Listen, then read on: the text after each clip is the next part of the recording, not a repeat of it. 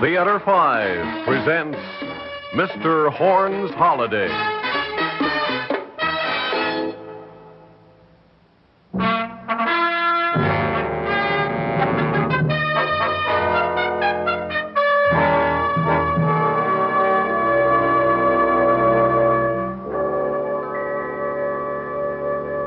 Well, ladies and gentlemen, the world catastrophe is ended. But as you know only too well, civilization had a narrow squeak last year. Now that we've returned to normal, I must tell you what brought mankind to the brink of chaos, because in a way, I was responsible for it. To begin with, my name is Travis Webster, and I'm a painter. Not one of those far-out painters. My stuff is conventional. Seascapes, beach scenes, things like that. So I've had a hard time selling my work. Anyway, a little over a year ago, I finished a painting of the California beach and bungalow where I live with my wife, Helen, and submitted it to an art contest in competition for a $10,000 prize. I had 6 months to wait before the winning canvas would be announced, and meanwhile, Helen and I had a rough time trying to get our bills paid. Travis, dear, something's bound to happen soon. I feel sure of it. So please try not to feel so depressed and miserable. I'm sorry, sweetheart, but I can't seem to snap out of it. After all, I'm supposed to be the breadwinner of this combination. Some breadwinner. But we do have this bungalow and our beach and ocean. Travis, I've just had a sublime brain flash. Oh? Weary people plus their money equals ecstasy. What does that mean? We have a lovely spare room. So why don't we advertise for a guest? A paying guest. Oh, no, Helen. That would be too big a burden on you. No, I think it'd be exciting. I'm going to do it. I'm going to run an ad in our local paper. Well, for about 5 months, we ran the ad in our local paper, but no rush of weary travelers. Until one morning when Helen was checking our ad in the paper. Travis, did you see this? See what? This announcement on the art page. Here, look. Oh, what's it about? The $10,000 art contest. Hey, I'd almost forgotten about that contest. So had I, but here's the announcement about it. See? Right here at the bottom of the page. Yeah.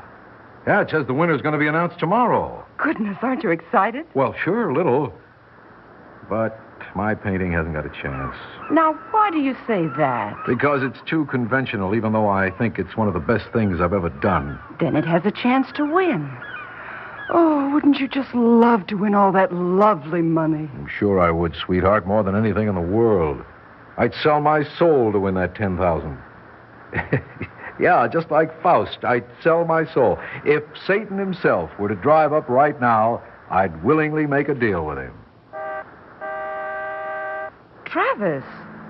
Holy smoke.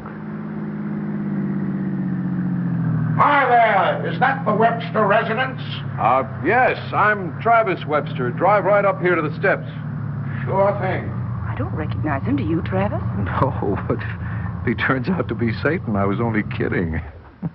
Whoever he is, he certainly arrived on cue. Gives me the shivers. I'm covered with goosebumps. Oh, I don't mind admitting that Helen and I were a bit startled by the stranger's arrival at just that moment. He was a short, smiling, middle-aged man, dressed and equipped like the typical American tourist. He wore a cap, sunglasses, and a wild Hawaiian shirt. And among the luggage in the back seat of his sports convertible were camera equipment and a bag of golf clubs. We walked down the steps to meet him as he stepped out of his car. Well, now, this is great. Simply great. What a magnificent location. Yes, isn't it? Oh, I'm Helen Webster. Well, greetings to both of you. My name's Horn. Horn? You mean it? Yep, Harry Horn. If you'd help me unload the back seat, I'd be much obliged, okay? Yes, sure. Now, I don't know if you realize it, Helen, my dear, but you've got a guest for your spare room. Well, no, Mr. Horn, I didn't realize that. But you're certainly welcome. Fine, fine. I'm going to be very happy here, I'm sure. You saw our advertisement in the paper? That's right. I was driving up the coast, hunting for a spot to spend a long vacation, when I saw your ad, and I knew this was the perfect place for old Harry Horn. This bungalow, the location, and you young Websters suit me to a T. The only question is, do I suit the young Websters? Well, of course you do. Well, that's good because I'm planning to stay a year. A whole year? Yes, Travis, this is my sabbatical. And I'm not going to do a blessed thing for 12 months but eat, sleep, swim, and play golf. Oh, while I'm thinking of it, take this envelope, will you? Sure. What's in it? Money, cash, payment in advance for a year. Oh, that isn't necessary, Mr. Horn. I mean, you can pay by the week if you'd rather. But I wouldn't rather. This is my year off, and I don't even want to think about money. And now, if you'll just carry these belongings to my room, I'm going down and wade in the ocean. I haven't had my feet in salt water for ages and ages. Travis, how much is in that envelope? Oh, I'll see. Holy cow. What's the matter? Helen, it's a pair of $1,000 bills. What? I think I'm going to faint. Well, if you're going to do that, wait till we get inside. I'll take the suitcases. You carry the golf bag. All right, if I can. Oh, watch out! I'm sorry. I was too weak to hold it. Well, stand the bag up, and I'll put the clubs back. Say, these are expensive clubs. Goodness, what kind of a golf club is that? It isn't a golf club at all. It's a small pitchfork.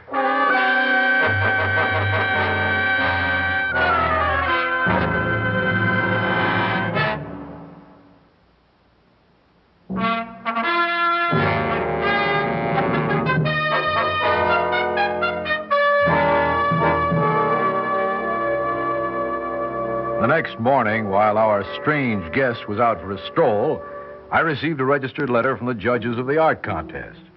It informed me that my painting had won the prize, and attached to the letter was a check for $10,000. When Helen saw the check, she almost collapsed. Travis, I can't believe it. Is it real? Yeah, sure it is, Helen. I've won. I knew you would, darling. I was sure you... Oh, my goodness. What's the matter? Mr. Horn. Uh-oh. Do you really think that he... Where is he? I'm right here, Travis. Congratulations, my boy. What for, Mr. Horn? Winning the prize. I'm delighted. But, Mr. Horn, how did you know Travis won? Because I arranged it, naturally. Or perhaps I should have said supernaturally. Then you really are who we think you are? You know very well I am. But why did you come here? I told you to enjoy a year of relaxation, and believe me, I've earned a sabbatical. You have no idea of the problem that arises in my place of business. After millenniums of working like a demon, with no time off, I'm worn to a frazzle. But, Mr. Horn, why did you come to this exact spot? Well, that was sort of a coincidence. I just read your advertisement for a paying guest when I became aware of your husband's statement that he'd willingly make a deal with me in order to win the contest. So, of course, I came instantly. Oh. Oh, now, come now, my dear. There's no need to carry on like this. You should be overjoyed after all. Travers won the contest. He has $10,000. Yes, but now you own Travis's soul. Oh, that's nonsense. Forget it. But you do own my soul, Mr. Horn. Fiddlesticks. I don't need your soul, Travers. I'm up to my neck in souls. And to be frank with you, I'm pretty tired of that seedy Faust bargain, so keep your soul and your prize money and don't mention them again, okay? But I'm not going to let you back out on our bargain. I paid in advance for a year, and I'm staying for a year. So let's not hear any more about it. After all, Travis, Mr. Horn has been our benefactor. Without his influence, you mightn't have won the contest. Well, maybe not. But I must admit my painting was superb. It really deserved to win. I think.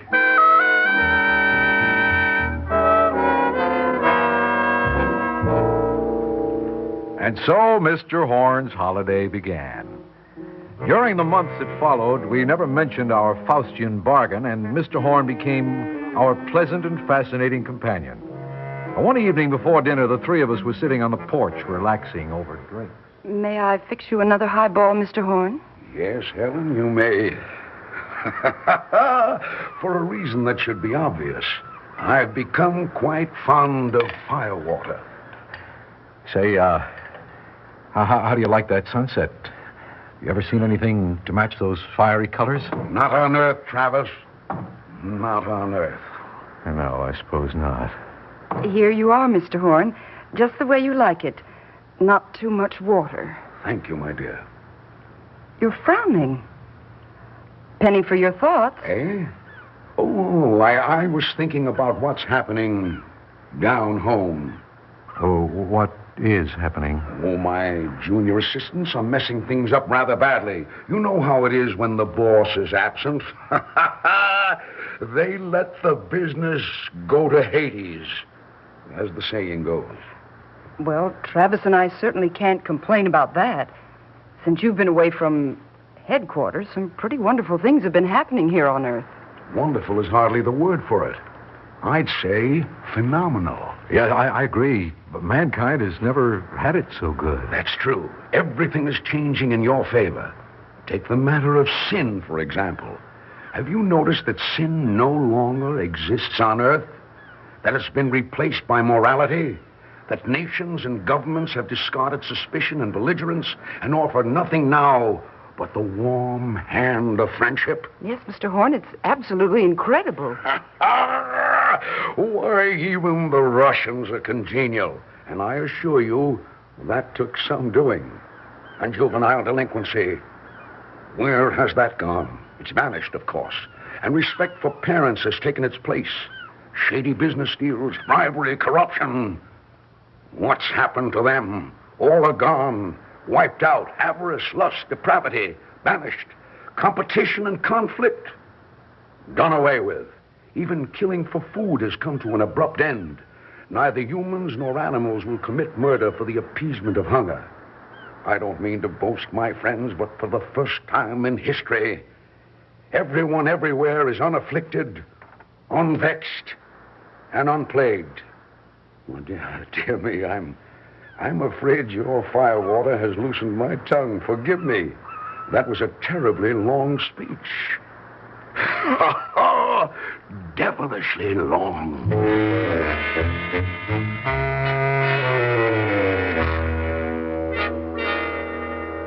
While the land flowed with milk and honey, it never occurred to Helen and me that the paradise on Earth might one day come to an end. But to our dismay, in the course of a few short weeks, a terrifying reaction began to take place. Without meat on the table, meals became a vegetarian bore. Butchers, packers, and cattle raisers were destitute. Owing to the disappearance of sin and vice, policemen, soldiers, lawyers, locksmiths, even representatives of the United Nations found themselves without work. To make matters worse, without conflict, there was no drama. And with no drama in life, everyone became bored.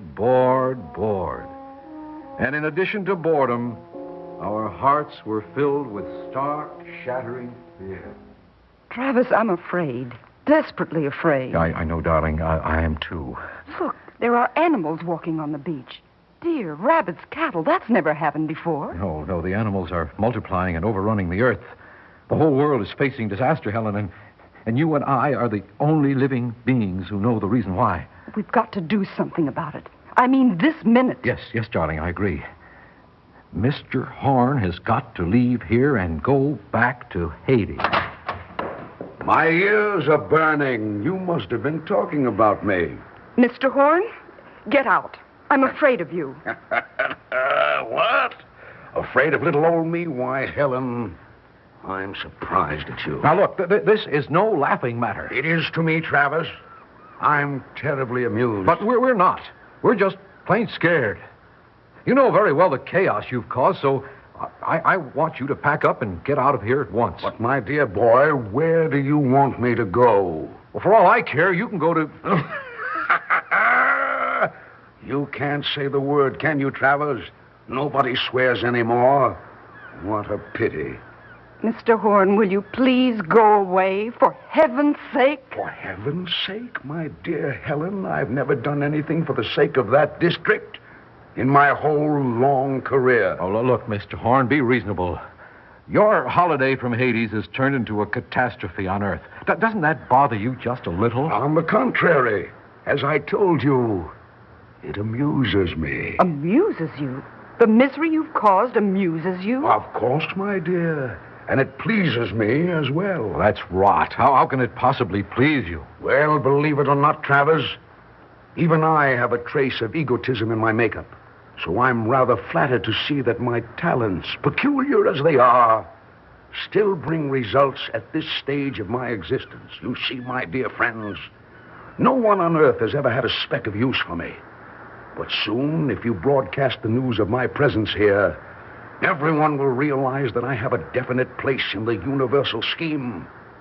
I was created for one precise purpose, to make man's life exciting, competitive, and dramatic.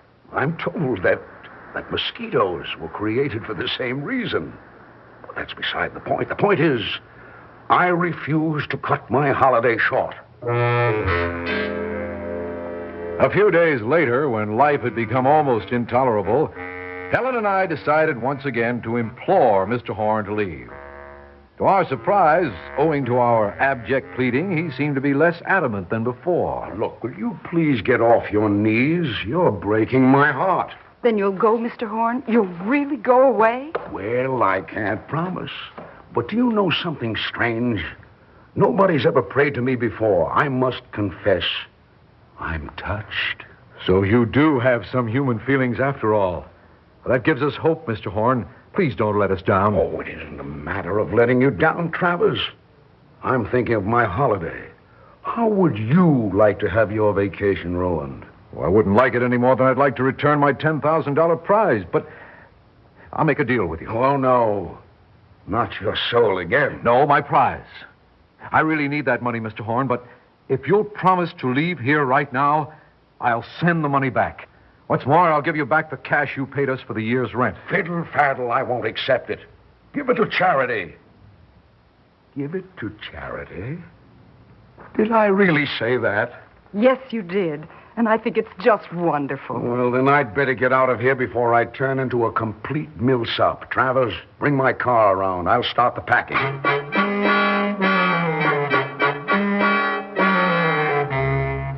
It took Mr. Horn 10 minutes to pack up and get behind the wheel of his car. Helen and I went out to bid him farewell. Well, dear friends, this is an unhappy moment for me. Back I go to the old grind with only a smidgen of a vacation. Don't you pity me just a little? Yes, we do, Mr. Horn. I'm sorry it turned out this way, but Travis and I think you're very sweet. Don't we, Travis? Yes, in a way, you're a real good Joe. Oh, don't look so gloomy, Mr. Horn. It makes me feel guilty. Guilty? Are you kidding? Don't be naive. What's so funny? I just thought of a joke. And it's on you and Helen. What kind of a joke? Oh, a real devilish one, if you'll excuse the expression. The fact is, friends, I plan to leave now anyway. This wasn't a holiday at all. It was a project, all worked out to the minute, in the most intricate detail. What are you talking about? Well, just between us and the lamppost, every step of this caper was planned deliberately to make people appreciate me and realize my value. You dig? Yeah, we dig. Good. I'm off, then. Safe journey, Mr. Horn.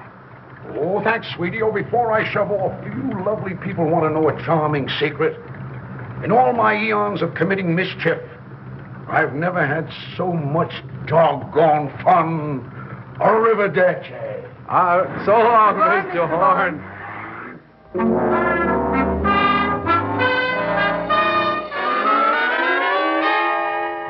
And so, ladies and gentlemen, that's why our world returned so quickly to normal. I beg you not to judge Mr. Horn too harshly for the near catastrophe, or myself either, because I did try to make amends.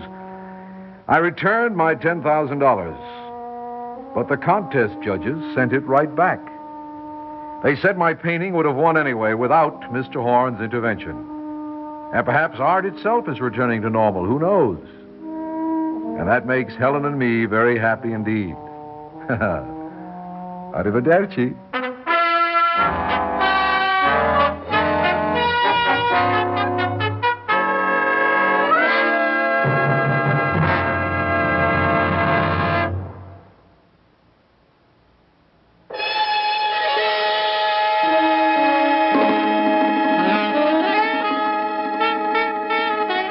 Theater 5 has presented Mr. Horns' Holiday, written by Albert G. Miller, produced and directed by Ted Bell. In the cast, David Burns, June Graham, and George Petrie. Script editor, Jack C. Wilson. Original music by Alexander Vlastotsenko. Orchestra under the direction of Glenn Osser. This is Fred Foy speaking.